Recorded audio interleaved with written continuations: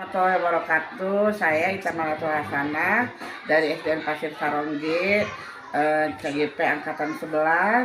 Saya mempunyai tugas untuk mengobservasi rekan kerja saya, yaitu Ibu Tati Susanti Apriani SPDI.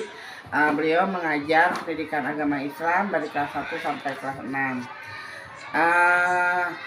Saya akan melakukan praobservasi hari ini.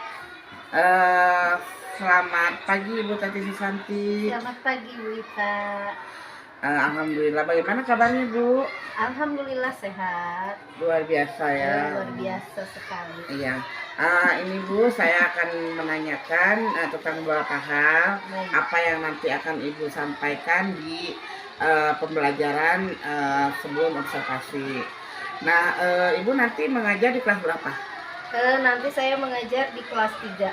Oh, kebetulan di kelas 3. Betul. Nah, tujuan pembelajaran seperti apa yang nanti akan Ibu sampaikan? Tujuan pembelajaran yang akan saya sampaikan itu adalah peserta didik mampu untuk menjelaskan tentang arti sholat secara bahasa dan istilah.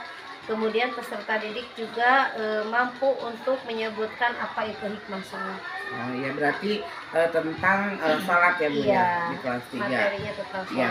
Nah, area pengembangan tujuan yang Ibu nanti sampaikan itu kira-kira tercapai semua murid apa ada kendala Bu? Diusahakan untuk tercapai semua murid. Tapi kendala selalu ada ya untuk peserta didik yang kurang memahami materi yang disampaikan. Tapi saya sebagai guru pendidikan agama Islam akan berusaha supaya tujuan pembelajaran itu tercapai oleh semua peserta didik. Iya baik Bu, terima kasih. Mudah-mudahan nanti area pengembangan yang Ibu kembangkan itu bisa diserap oleh murid kelas 3 ya. Nah, selain itu strategi apa yang Ibu pakai supaya tujuan Ibu tercapai? Strategi yang akan saya gunakan itu adalah saya akan menggunakan pembelajaran PBL ya, Project Based Learning, di mana nanti peserta didik akan diberikan sebuah video tentang peristiwa Isra dan Mi'raj, di mana peristiwa itu menceritakan tentang awal pertama perintah tentang sholat. Itu yang akan saya sampaikan kepada anak-anak. Kemudian setelah itu anak-anak akan diberikan LKPD untuk dikerjakan yang berhubungan dengan materi sholat. Jadi Bu, strateginya tadi apa? PJBL ya? Iya, PBL itu. Mudah-mudahan strategi yang Ibu kembangkan nanti bisa direalisasikan dan anak-anak atau siswa kelas 3 memahaminya. Nah, setelah Ibu menyelesaikan strategi, penilaian apa yang akan Ibu terapkan nanti? Untuk penilaiannya saya akan mengambil penilaian secara individu, terus penilaiannya melalui sikap dan juga kognitif. Itu penilaiannya saya. Oh, jadi Ibu nanti selama pembelajaran Ibu menilai individu? Iya, individu, secara individu gitu. Ya, tidak ada pengajian secara kelompok. Nanti jadi Ibu mengambil nilainya dari individu saja, dari sikap, dari pengadaan KPD. Jadi alhamdulillah berarti Ibu nanti observasi itu tujuannya sudah ada, area pengembangannya telah ada, strateginya juga telah Ibu persiapkan, dan penilaiannya telah Ibu persiapkan. Nah, nanti mungkin waktunya kita ketemu lagi di observasi. Mudah-mudahan Ibu tetap sehat. Amin. Dan bisa menyampaikan sesuai dengan yang Ibu harapkan. Amin. Mudah-mudahan. Terima kasih Ibu Tati. Sama-sama kita. Observasinya telah selesai. Nah, nanti kita bertemu lagi di observasi teman sejawat teman saya yang bernama Ibu Tati Susanti Apriani dalam mata pelajaran pendidikan agama Islam di kelas 3. Assalamualaikum warahmatullahi wabarakatuh. Assalamualaikum warahmatullahi wabarakatuh. Waalaikumsalam warahmatullahi wabarakatuh. Selamat pagi semuanya. Pagi. Ya, pagi.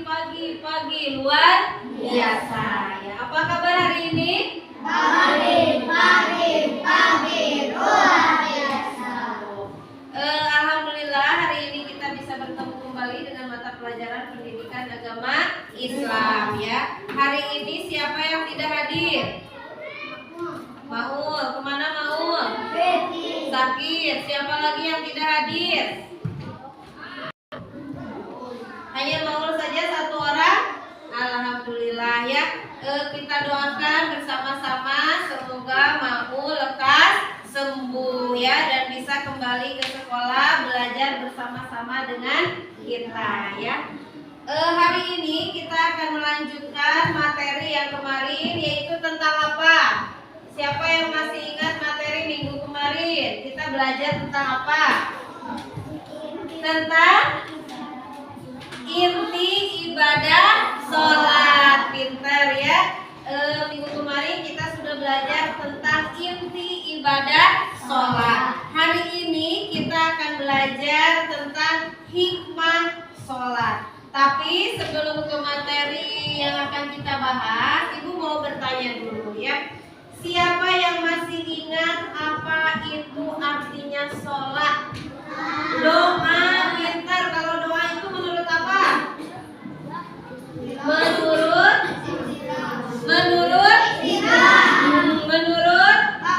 pintar. Menurut bahasa. Hebat Yusuf. Kalau menurut istilah apa? Gerakan yang diawali dengan pintar, dengan takbiratul ihram dan diakhiri dengan salam. Ya pintar, hebat kalian ya. Masih ingat pelajaran minggu kemarin, harus seperti itu ya. Fokus dan tetap semangat ya. Siapa yang bisa menyebutkan dalam sehari kita sholat berapa kali? 5. Coba sebutkan.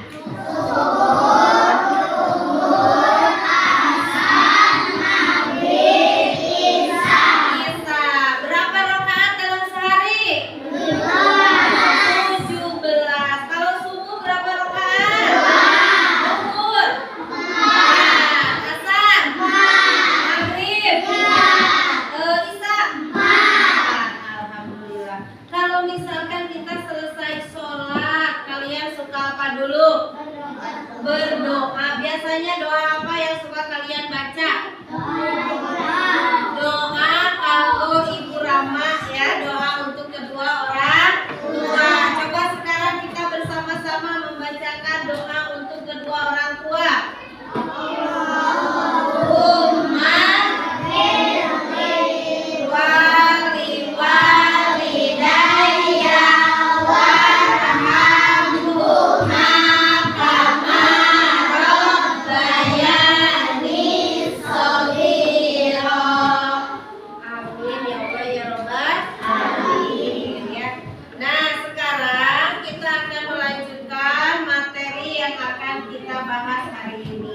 Yaitu tentang hikmah sholat. Tentang apa? Hikmah sholat. Ya, tujuannya apa kita mempelajari materi ini? Tujuan yang pertama adalah kalian sebagai peserta didik mampu melaksanakan sholat secara tertib. Ya, tertib itu tumanina dari awal sampai akhir, tidak ada gerakan yang terlewat. Terus yang kedua, membiasakan melaksanakan sholat tepat waktu. Ya, siapa di sini yang sholatnya masih dikengkek? Nanti aja sholatnya 5 menit lagi. Nanti aja sholatnya 10 menit lagi. Nanti aja tanggung. Masih kena gitu ke sholatnya? Masih seperti itu? Atau sudah tepat waktu? Oh, kalau tepat waktu itu bagaimana? Ya, ketika terdengar suara adzan, kita langsung ambil wudhu. Untuk laki-laki berangkat ke mana? Ke masjid. Untuk perempuan di mana? Di rumah. Ya, cepat-cepat ambil wudhu, kemudian melaksanakan sholat. Ya, Bu, kalau lagi main bola gimana? Berhenti dulu main bolanya.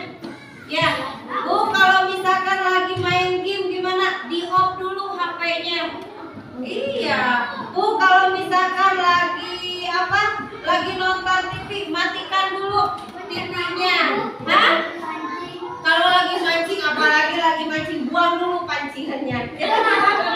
Ya, disimpan dulu pancingnya. Kita harus melaksanakan apa dulu? Sholat dulu ya. Terus yang ketiga apa? Membiasakan disiplin waktu. Yang keempat, membiasakan hidup tertib ya. Kita membiasakan diri untuk disiplin waktu. Disiplin waktu itu seperti apa? Melaksanakan suatu pekerjaan sesuai dengan waktunya. Ya. Waktunya sholat, kita sholat. Waktunya makan, kita makan. Waktunya mandi, kita mandi. Waktunya bermain, kita bermain. Dan jangan lupa satu lagi, waktunya belajar, kita harus belajar. Kita harus punya jadwal nih setiap hari. Jadwal kegiatanku setiap hari. Jam berapa waktunya belajar, jam berapa waktunya tidur siang, jam berapa waktunya bermain. Assalamualaikum warahmatullahi wabarakatuh. Apa kabar Bu Tati? Alhamdulillah baik Bu Ita. Oh iya, alhamdulillah ya. Nah, saya akan menindaklanjuti. Kemarin kita sudah melakukan observasi tentang kegiatan Ibu mengajar di kelas, kemarin di kelas 3 ya. Nah itu alhamdulillah setelah saya mengobservasi, alhamdulillah Ibu telah melakukan tujuan pembelajaran telah tercapai, telah ada area pengembangan yang hendak dicapai pada waktu Ibu mengutarakan di praobservasi itu sudah terlihat ada. Dan dari strategi yang Ibu telah lakukan di kelas, menurut saya itu sudah mencapai itu apa target. Akan tetapi di sini saya melihat ada beberapa poin yang menurut saya Ibu kurang jadi apa ya gitu dalam waktu Ibu berdiskusi bersama dengan anak-anak. Nah, kenapa sih kendala apa sih yang Ibu rasakan waktu Ibu mengadakan kegiatan diskusi kemarin dengan anak-anak? Kendala yang saya hadapi ketika saya melakukan atau melaksanakan diskusi dengan anak-anak itu adalah yang pertama kondisi yang peserta didik ya. Mungkin karena peserta didik yang terlalu banyak, satu kelompok itu hampir 8 sampai 10 orang dalam satu kelompok itu, dan kita tahu karakter anak-anak itu berbeda ya. Ada yang bisa diam, ada yang bisa mengikuti kegiatan, bahkan ada yang sibuk mengganggu temannya gitu.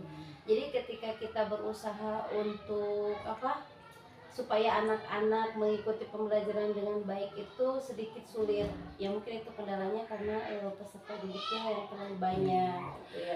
Jadi dengan kendala yang Ibu hadapi, strategi apa yang kira-kira nanti akan Ibu persiapkan untuk mencapai tujuan yang Ibu harapkan? Yang pertama yang akan saya lakukan itu adalah mungkin lebih mengerucutkan lagi kelompoknya ya.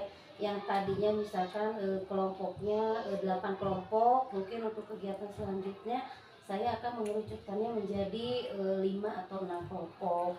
Jadi setiap kelompok itu hanya ada 5 atau 6 orang siswa, sehingga saya bisa lebih memperhatikan ketika anak-anak mengerjakan tugas, lebih